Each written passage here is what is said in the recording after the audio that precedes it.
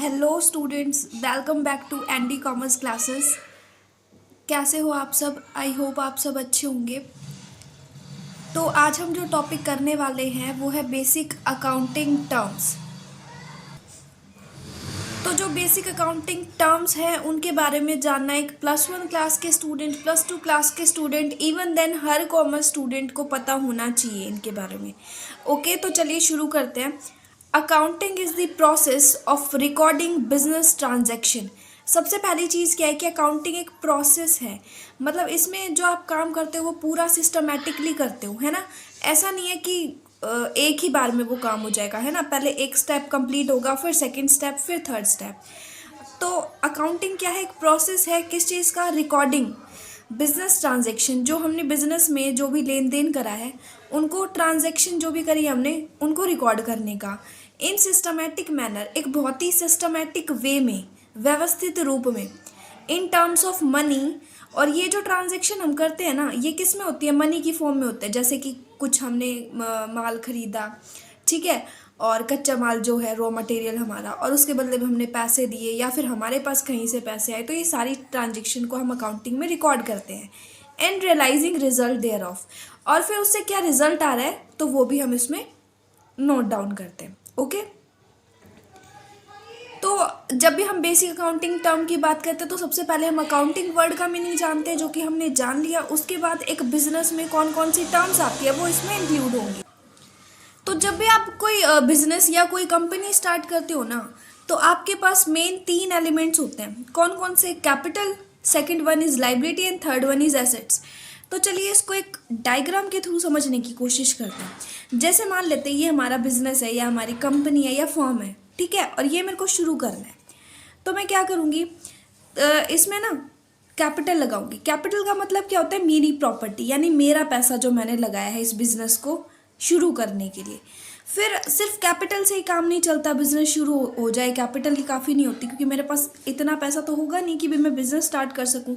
फिर मुझे चाहिए होगी लाइबिलिटीज़। लाइबिलिटी इसका मतलब उधार लिया गया पैसा। ओके, तो इस कंपनी को स्टार्ट करने के लिए मेरे को मेरी प्रॉपर्टी चाहिए, प्लस में मेरे को उधार लिया गया पैसा चाहिए, और ये दोनों मिला के जो टोटल वैल्यू यानी टोटल इन्वेस्टमेंट जो मैं इस कंपनी में करने वाली हूँ वो हो जाएगी एसेट्स। तो जो ये फॉर्मूला हमारा बनता है ना, ठीक है, ये इसमें हमारी हम कैपिटल, सिंपल वर्ड में जो कैपिटल यानी पूंजी होती है उसको हम बोलते हैं हमारी जो प्रॉपर्टी हमने लगाई है, हमारा जो पैसा हमने कंपनी में लगाया है। लाइबिलिटीज़ का मतलब होता है उधार लिया हमने पैसा, बैंक से लिया, किसी और इंस्टीट्यूशन से लिया, वो हमने लगाया। और एसेट्स मतलब कैपिटल और लाइबिलिटी का टोटल, मतलब खुद की प्रॉपर्टी प्लस उधार लिया गया पैसा, दोनों को जोड़ के जो इन्वेस्टमेंट, जो टोटल वैल्यू बनेगी ना, वो हमारी एसेट्स कहलाती है। ठीक है, ओके, क्योंकि कोई भी कंपनी जो है ना, उसको शुरू करने के लिए सबसे मेन चीज़ होती है मनी। सबसे ज़रूरी है मनी। मनी के बिना तो कोई बिजनेस शुरू हो ही नहीं सकता, और वो होएगी यहाँ से कंप्लीट। ठीक है, अब जो ये एक एक वर्ड हैं इनका मीनिंग जान लेते हैं कि क्या मीनिंग है। So first one is capital. Capital क्या है भाई? Capital is the amount spent in the company by the proprietor और पार्टनर। प्रोपराइटर यानी जो मालिक होता है ना, और पार्टनर या फिर वो अकेला शुरू ना करना चाहता हो, उसके साथ 2-3 बंदे और हो। तो जैसे कि भाई ये एक बंदा है, ठीक है, तो ये जो है ना बिजनेस स्टार्ट करना चाहता है, ठीक है, यानी ये है प्रोपराइटर अपना। तो बिजनेस स्टार्ट करने के लिए जो जितनी मनी वो खुद से लगाएगा ना, जितनी अमाउंट, वो अमाउंट कहलाएगी कैपिटल। कैपिटल फॉर्म इन किस फॉर्म में हो सकती है कैपिटल? चाहे वो पैसा लगा दे या फिर मनी वर्दी प्रॉपर्टी। चाहे तो वो पैसा लगा दे यानी कैपिटल पैसे के रूप में भी हो सकती है, और दूसरा मनी वर्दी प्रॉपर्टी, यानी ऐसी प्रॉपर्टी लगा दे वो उसमें जिनको बाद में मनी में कन्वर्ट किया जा सके। ठीक है, जैसे कि कोई मशीन होगी, बाद में बेच के उससे पैसा कमाया जा सकता है, तो वो भी। और भी कोई एसेट हो सकते हैं, जैसे बिल्डिंग होगी। ठीक है, अब हम देख लेते हैं इसके बाद कैपिटल के बाद नेक्स्ट मीनिंग देख लेते हैं एसेट्स का। ओके, एसेट्स का मतलब होता है व्हाट वी ओन, कि हमने क्या ओन किया है। टोटल मतलब जो वैल्यू होगी अपनी, है ना, यही पढ़ा था ना हमने। Assets are item of value used by the business in its operation. Assets क्या होते हैं? एसेट्स वो वैल्यू, वो आइटम्स होते हैं जो कि बिजनेस अपने ऑपरेशन में यूज़ करता है, जैसे कि land, building, furniture, machinery, cash, debtors. ठीक है, ज़मीन चाहिए होगी, बिल्डिंग बनानी होगी, फर्नीचर चाहिए होंगे इसको करने के लिए, मशीनरी चाहिए होगी, पैसा चाहिए होगा, और डेटर्स यानी जो उधार लेन देन से जो भी आया, तो ये हमारी हो जाएंगी एसेट्स। इसके अलावा जो एसेट्स है ना उसके टाइप्स होते हैं बहुत सारे, तो वो जो टाइप्स जो है वो मैं आपको नेक्स्ट वीडियो में बता दूंगी। अभी जस्ट हम पॉइंट कर लेते हैं उसके टाइप्स के कि कौन कौन से होते हैं, ठीक है। ओके, तो फिजिकल एग्जिस्टेंस के हिसाब से एसेट्स दो टाइप की होंगी, tangible assets and intangible assets. Convertibility, as per the convertibility assets कितने टाइप की होती है, दो टाइप की, fixed assets and current assets. As per the purpose और यूसेज के हिसाब से या पर्पस के हिसाब से एसेट कितने टाइप की होती है, दो टाइप की, operating assets and non operating assets. और लास्ट है एज पर द इन्वेस्टमेंट और इंटरेस्ट बेसिस, इन्वेस्टमेंट या इंटरेस्ट बेसिस के हिसाब से कितने टाइप की होती है, growth assets and defence asset, दो टाइप की होती है, ठीक है। तो इन सबको बाद में मैं एक्सप्लेन कर दूंगी। तो अब हम देखिए नेक्स्ट पढ़ लेते हैं। नेक्स्ट है लाइबिलिटी। लाइबिलिटीज का मतलब जो मेरा नहीं है ना, यानी जो कि हमने किसी से उधार लिया है, राइट। लाइबिलिटीज क्या है, जो मेरा है ही नहीं, जो मैंने किसी से उधार लिया है, व्हाट वी ओ, जो हमने उधार लिया है और जिसके बदले में हमने उसको इंटरेस्ट या जो कुछ भी है किसी को देना है। लाइबिलिटीज आर ओब्लिगेशंस, ओब्लिगेशंस है, दायित्व है हमारा, दैट एन एंटरप्राइज, जो कि एक एंटरप्राइज यानी एक बिजनेस को हैज़ टू पे करना होता है at some time in the future, future में किसी एक टाइम पे। जैसे कि मैंने कोई पैसा उधार ले लिया, ये मेरे पास चल ही नहीं रहा है, ये मेरे पास जैसे पैसा है, मैंने डॉलर उधार ले ली किसी से, ठीक है, अपने बिजनेस को चलाने के लिए, और मैंने टाइम दे दिया कितना, 2 ईयर्स। तो मैं 2 साल बाद मेरे को उसको ये डॉलर और प्लस में क्या, डॉलर के साथ साथ मेरे को इंटरेस्ट भी पे करना होगा, तो वो सारा लाइबिलिटीज में आ जाएगा। लाइबिलिटी क्या है, they represent creditors claim on the firm assets, और जिनसे हम पैसे उधार लेते हैं ना उनको हम बोलते हैं क्रेडिटर। तो ये उन क्रेडिटर का क्लेम होता है हमारी फर्म की एसेट्स पर, क्योंकि अगर हम पैसे पे नहीं कर पाते ना तो वो फर्म की एसेट्स ले लेते हैं और उसके बदले में उसको बेच के जैसे भी जो है अपना पैसा चुका ही लेते हैं। अब देखो कोई भी बिजनेस स्टार्ट करेंगे ना तो उस बिजनेस में काफ़ी सारी चीज़ें चाहिए। पहली चीज़ चाहिए थी मनी, पैसा यानी धन, पैसा बहुत ज़रूरी है भाई, धन बहुत ज़रूरी है, उसके बिना चलेगी नहीं काम। तो फिर हमने पैसे के बारे में तो कोई भी देख लिया कि कैपिटल से और लाइबिलिटी से एंड टोटल वैल्यू जो है एसेट से हम जो है अपना पैसा वैसा जो है वो कलेक्ट कर लेंगे। उसके बाद मैन चाहिए होगा, मैन यानी कौन, लेबर, मजदूर चाहिए होंगे। एम्प्लॉयर, एम्प्लॉय चाहिए होंगे। एम्प्लॉयर यानी मालिक, जो कि जैसे उस बिजनेस का मेन हेड होता है ना, जिसको हम जिसके अंडर जो आपकी ये लेबर है वो काम करते हैं, वो होता है एम्प्लॉयर। और एम्प्लॉय यानी लेबर, ठीक है, ये जैसे कि ये ओके। फिर उसके बाद मशीनरी, मशीनरी यानी मशीन चाहिए जैसे कि ये, क्योंकि मशीन के बिना काम होगा नहीं। हाँ, कुछ एक फैक्ट्री या कुछ एक बिजनेस ऐसे होते हैं जिनमें कि हम बिना मशीन के काम चला लेते हैं, बट इन करंट सिनेरियो बिना मशीन के कुछ नहीं हो सकता, है ना। कोई भी प्रोडक्ट आप बना रहे हो मशीन तो ज़रूरी है। फिर उसमें कुछ एक और टर्म्स आती है जैसे परचेज, मतलब हम रॉ मटेरियल खरीदेंगे, हमारे पास पैसा आ गया, हमारे पास मजदूर आ गए, मशीनरी आ गई। अब ये तीनों आगे सामान तो चाहिए ना कुछ जो बनाना है, तो हम कच्चा माल खरीदेंगे, रॉ मटेरियल परचेज करेंगे। परचेज मतलब खरीदना। फिर हम उसको गुड्स यानी कि जो प्रोडक्ट होंगे हमारे माल, तैयार माल में बदलेंगे। गुड्स का मतलब माल होता है, ठीक है, तो उसमें हम बदलेंगे।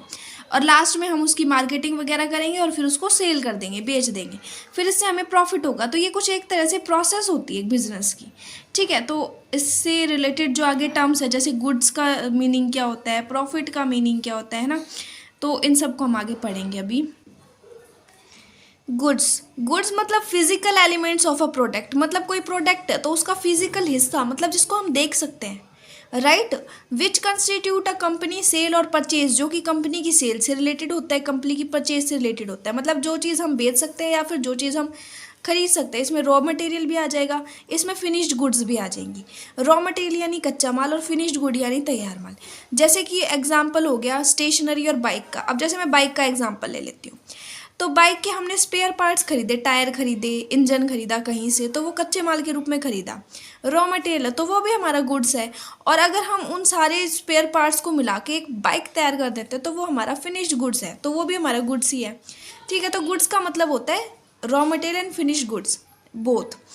लेकिन देखो एक लाइन लिखी है, क्या है, all goods are assets but all assets may not be goods. कि जितने भी गुड्स होते हैं ना, चाहे वो रॉ मटेरियल हो चाहे वो फिनिश्ड गुड्स हो, उनको हम एसेट्स बोल सकते हैं। लेकिन जितनी भी एसेट्स होती है ना, उनको हम गुड्स नहीं बोल सकते। ठीक है, बाइक है, गुड्स भी है और हमारी एसेट भी है।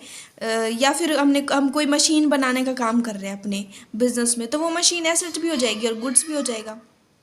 बट एसेट्स, अगर हम सिर्फ एसेट्स की बात करें, जैसे बिल्डिंग हो गया, तो एक कंपनी की बिल्डिंग है, वो एसेट तो है लेकिन गुड नहीं है, क्योंकि हम उसको गुड्स नहीं है, सॉरी, क्योंकि हम उसको बेच नहीं सकते ना, या बेचने के लिए तो हम उसका यूज़ नहीं कर रहे ना बिल्डिंग का। वो बाद में कभी अलग बात है कि बेचे या ना बेचे, बट अभी जस्ट वो एसेट्स है, तो इसलिए सारी एसेट्स गुड्स नहीं हो सकती। उसके बाद एक वर्ड आता है मर्केंडाइज। मर्केंडाइज का क्या मतलब होता है भाई? Merchandise are goods for sale, मतलब ऐसी गुड्स जो सेल के लिए बनाई जाती है उसको हम बोलते हैं मर्केंडाइज। जो सेल के लिए बनाई जाती है ऐसी गुड्स को हम क्या बोलते हैं? मर्केंडाइज। फिर आता है profit. Profit is the excess of sale over expenditure during an accounting period. एक अकाउंटिंग पीरियड में जब हमारी सेल्स, हमारे एक्सपेंडिचर, हमारे जो खर्चे हैं उनसे बढ़ जाए, ठीक है, एक्सेस हो जाए, तो वो जो एक्सेस होता है वो होता है प्रॉफिट। जैसे कि हमने एक प्रोडक्ट बनाया, ठीक है, इस प्रोडक्ट पे हमारा खर्चा हो गया 200 रुपये का, एक्सपेंडिचर है ये अपना, एक्सपेंसिस है, सॉरी, 200 रुपये का खर्चा हो गया और हमने इसको सेल कर दिया कितने में? 230 रुपये में। तो डिफरेंस कितना आया? मतलब सेल एक्सपेंस से कितना ज़्यादा है? 30 रुपये, तो 30 रुपये प्रॉफिट है। आपने कोई चीज़ 200 की बनाई, 230 में बेच दी, मतलब 30 रुपये एक्स्ट्रा बेचा, तो वो 30 रुपये आपका प्रॉफिट है। तो ये इसका फॉर्मूला बन जाएगा, sales minus expenses is equal to profit. अब जैसे एक प्रॉफिट होता है ना, वैसे ही एक वर्ड आता है गेन। गेन क्या होता है भाई? It is an unusual type of profit. ये प्रॉफिट का अनयूजुअल टाइप है, मतलब जो रेगुलरली नहीं हो रहा। जैसे लॉटरी की प्राइस है ना, अब यहाँ पे तो सेल में प्रॉफिट ऑलमोस्ट होता ही है, ऑलमोस्ट ऐसा होता है, लेकिन गेन में ऐसा होता है कि हो भी सकता है, नहीं भी हो सकता। प्रॉफिट का ही एक टाइप है, प्रॉफिट का ही एक भाग है ये। जैसे लॉटरी, भैया आपने कोई लॉटरी खरीदी तो लॉटरी लग भी सकती है, नहीं भी लग सकती। फिर है रेवेन्यू। रेवेन्यू मतलब actual sale proceed, actual sale जो आपने करी है, तो उससे जो अमाउंट आपकी आ रही है, ये भी प्रॉफिट ही होता है, मतलब प्रॉफिट का एक हिस्सा होता है। तो बाकी जो भी हमारे टॉपिक्स रह गए, काफ़ी सारे टॉपिक्स हमारे रह गए हैं, तो वो ना हम नेक्स्ट वीडियो में करेंगे, ठीक है। सो आई होप आपको समझ आया होगा। अगर आपको समझ आया हो तो प्लीज़ वीडियो को लाइक कीजिएगा और इसे अपने फ्रेंड्स या जो भी कॉमर्स के स्टूडेंट्स हैं, +1 +2 के स्टूडेंट्स हैं, उनके पास शेयर कीजिए। और हाँ, चैनल को सब्सक्राइब करना बिल्कुल भी ना भूलें। Thank you very much.